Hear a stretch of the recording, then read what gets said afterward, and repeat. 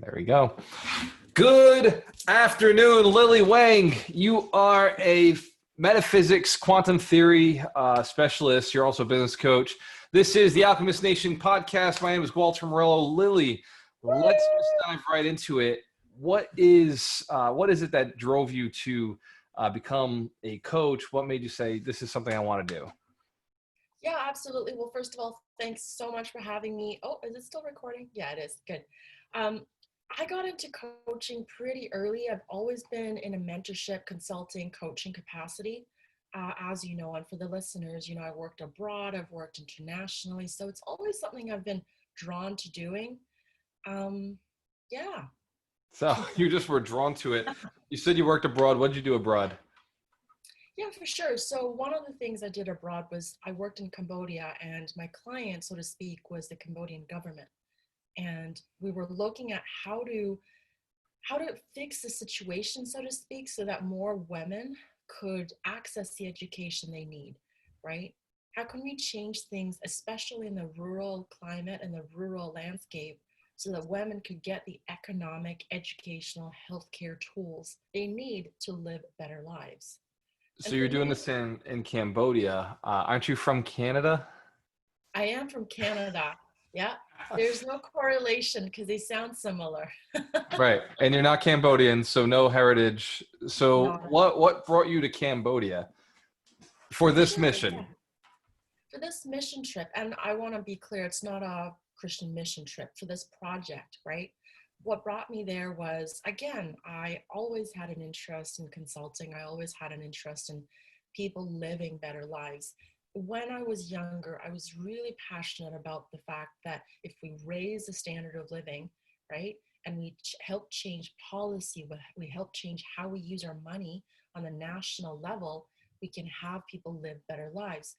And as you know, right, Walter, what you preach, I mean, it's so powerful. What you want, what you think about, you start creating.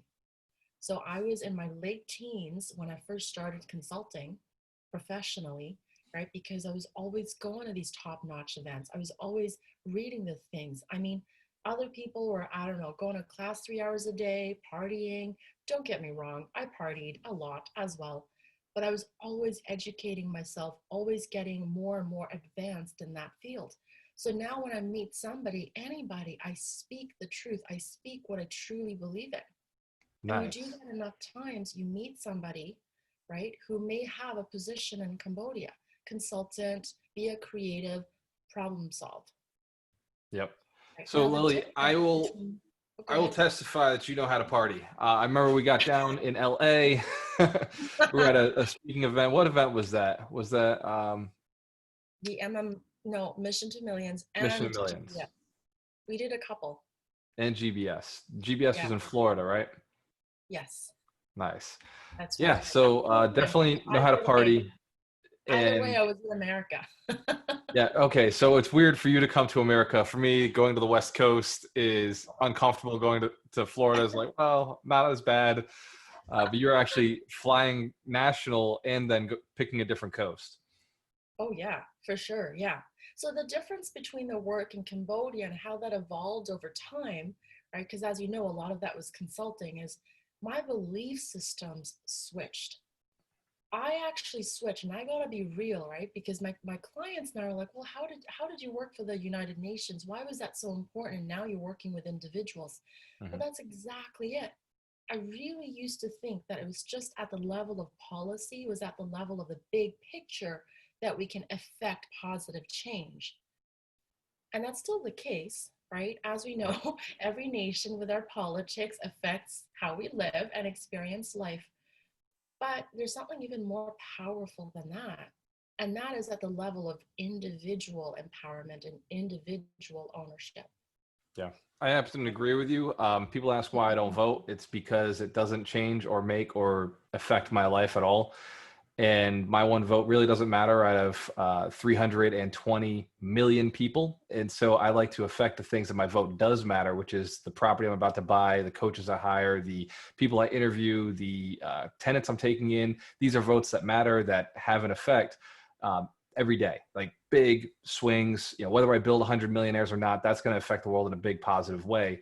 Whereas going out and saying, hey, look, we're going to change some policies, will they affect a lot of people if they're changed? Absolutely, certainly. But the effect you can have on a human being that can expand, and the compound effect from going deeper and building those deeper relationships, I agree with you. It's more powerful. So Lilly, you've traveled a lot. You've done a lot of training courses.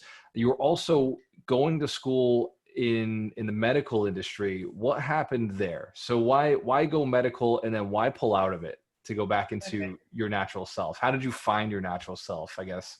I want all of Walter's loyal followers to know how off the cuff this is, because he never told me we were discussing this.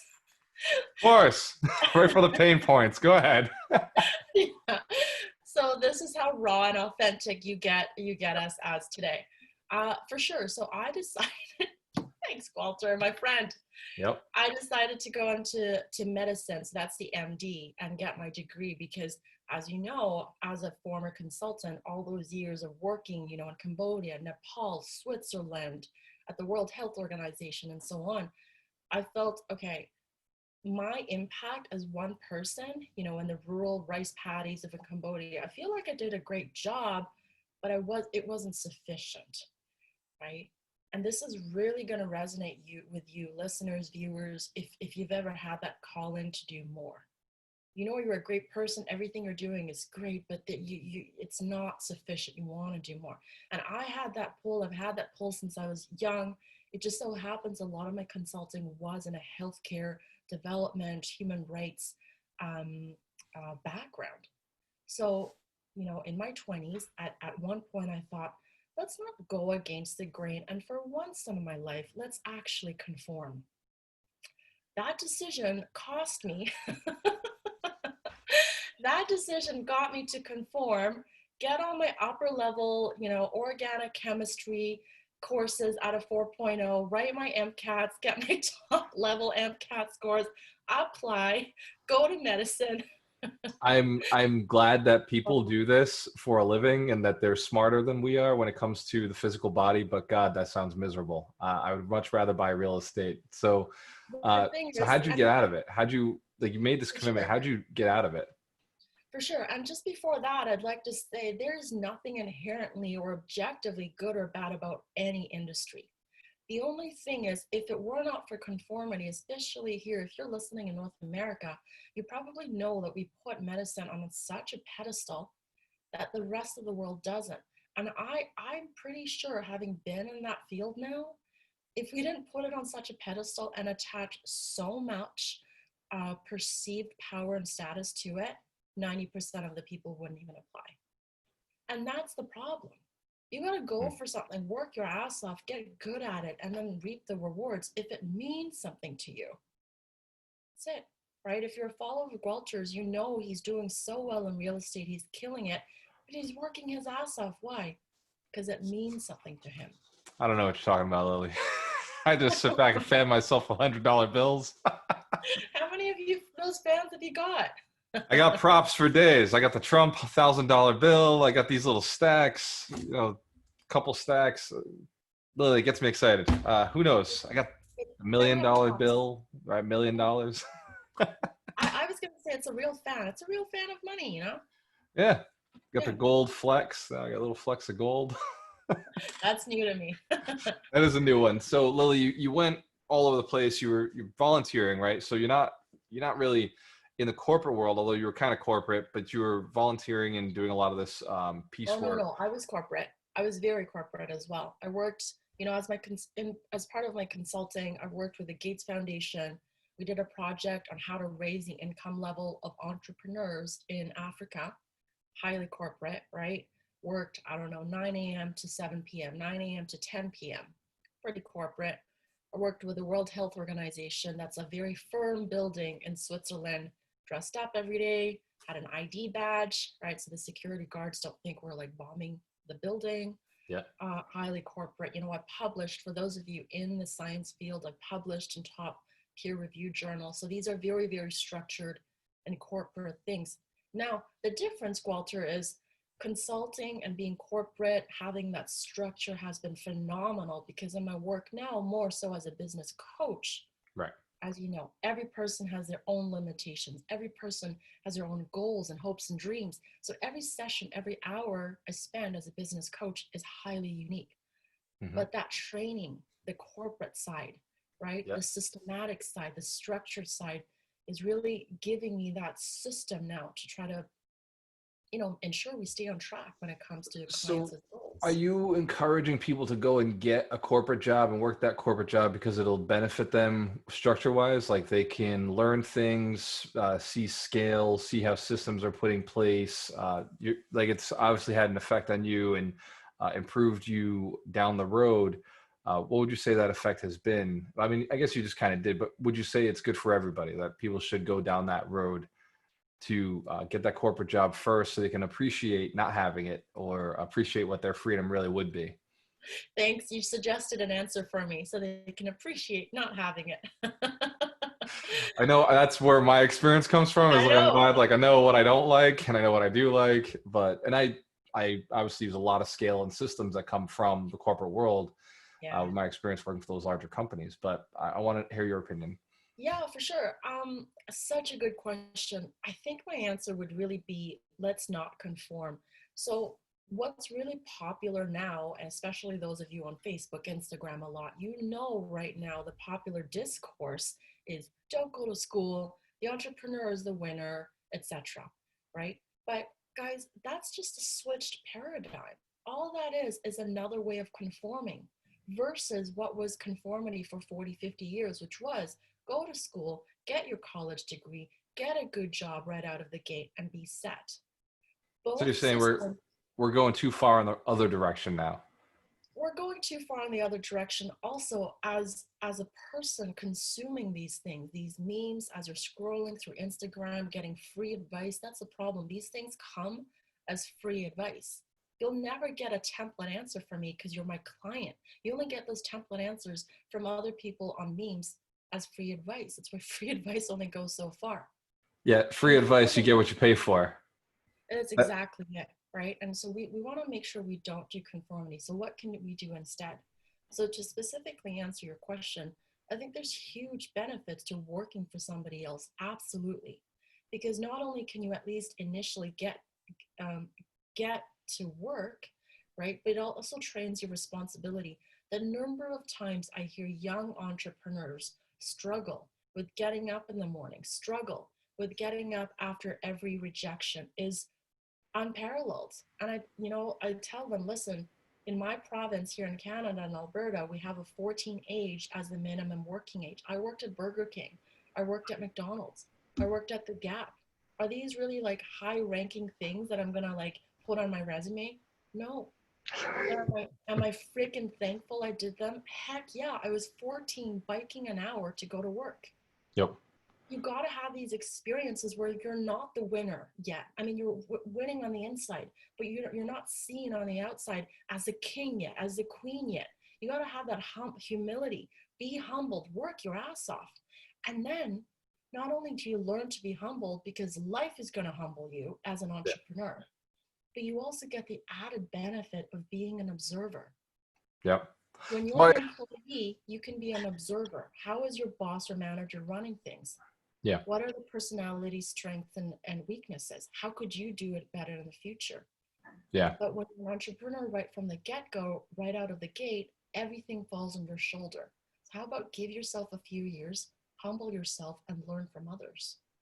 Absolutely. So we talk about working for free, getting a mentor, find people who are ahead of you all the time, like going and working for those people, offering your services, what you're good at. The other side to that, though, you said is something that scares me is the word work your ass off. I hate working. I love what I do. I love, getting a lot done, but man, I hate working. And so like, I don't want to put that message out there that entrepreneurs actually have to work hard. Employees have to work hard. That's their job. Entrepreneurs, you just have to get shit done. And like, that's a flaw. I'm sure you agree with you. Like, that's the philosophy of an entrepreneur is you get things done. Like maybe you do have to work hard to get it done. Maybe somebody else does. But that comes with negotiation and what you come up with. So Lilly, we're getting close to the end here. I want to make sure that everybody has an understanding of what you do and how to get in touch with you. What is the easiest way if somebody wanted to find out more about you to contact you? Oh, sure, absolutely. Hit me up on my website. You can schedule a little call. I'd love to get to know you. It's www.thelillywang.com. Lilly is spelled with two L's, so it's Lilly. I grew up in Scandinavia, and that's how we spell it. If you're super hip, as you probably are, hit me up on Instagram. It's the same handle at the Lilly Wang. And I do want to add to what you said, Walter, about the working your ass off thing. I think that's a message that sometimes people younger than you do need to hear. For some reason, there's that perception that if I create a new Instagram account and put it on my vision board, it'll have happened. No, you got to get shit done. You got to put your time, energy, investment into it, right? So absolutely, it's not about, yeah, exactly. It's not about the grind, but it is about really dedicating and committing your time, your energy, and investing into your business the way a smart business person would. 100%. Very Gary V. And Gary is very, very clear about you got to take action. You got to do things. Can't just sit there and hope it gets done. So very true. So Lilly, what is your mission over the next, say, 3-5 years? What are you looking to accomplish? Oh, sure. So off the cuff. Um, you're having fun with this. I'd say my mission is to help as many people as possible to really unlock their potential. I mean, trust me when I say this, I've worked with the World Health Organization. I was writing policy that affected nations, right? And Yep. if I'm like transitioning from that into helping individual entrepreneurs, I see the good, I see the strength in you. We just got to get you from here to here. That's it. Right. Most people want something. They just stopped believing that they should go for it. Yeah. So I'd say my mission is get to know as many of you as possible and help you actually get towards where you want to go.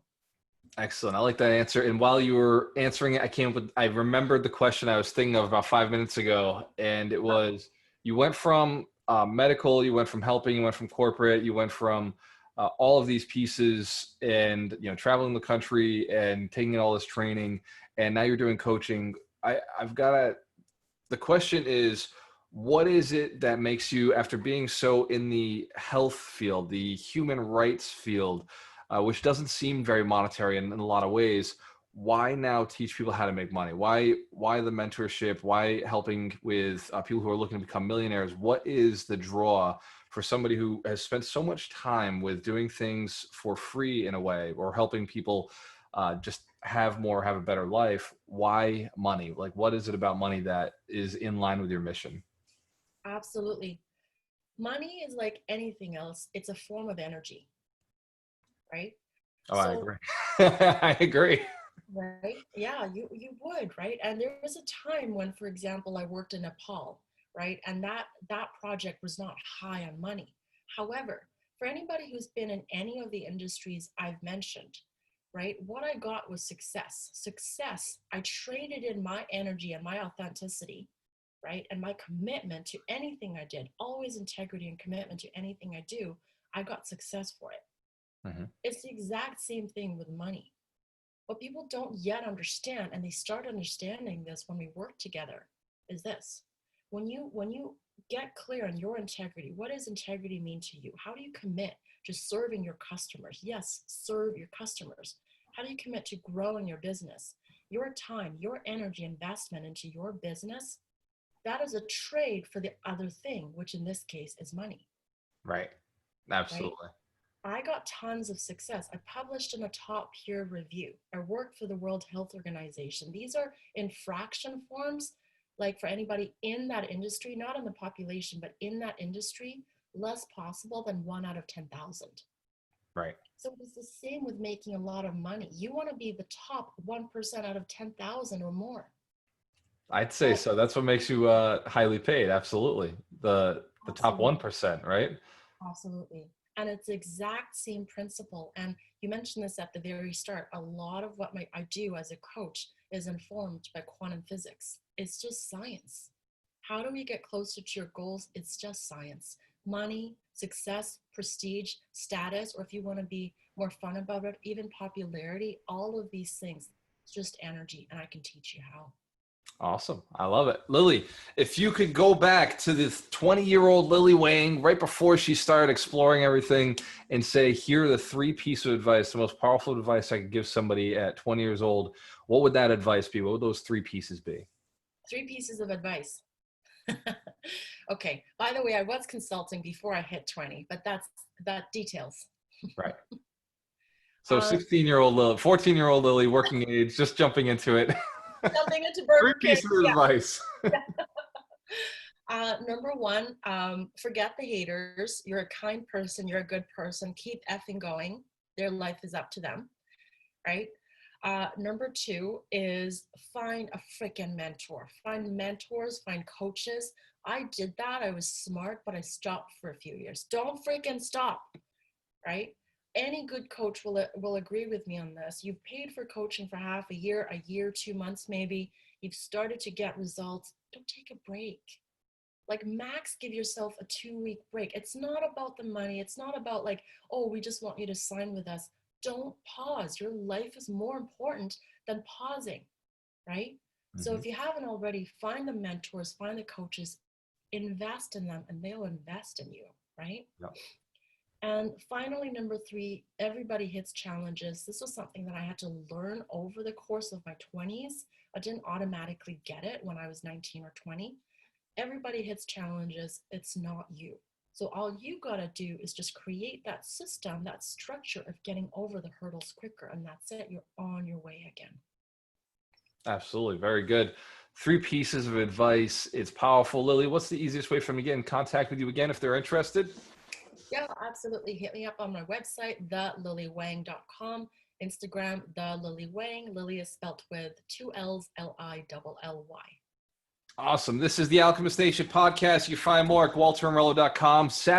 Every Saturday, we're doing the 52 Weeks to Wealth. That is GualterAmorello.com/live. It's your chance to get access to the 52 wealth principles that will help you become rich. And I say help you because you've got to take the action. Like Lilly was talking about earlier, the other piece that you can get into would be get onto our blog, get onto the podcast, get access. You can get mentorship. Go to GualterAmorello.com/mentor. And if you want income right now, take action. Successful people take action. If you want success, you've got to do it. When you have a choice, always work with the best. Cheers to your success. Cheers, guys.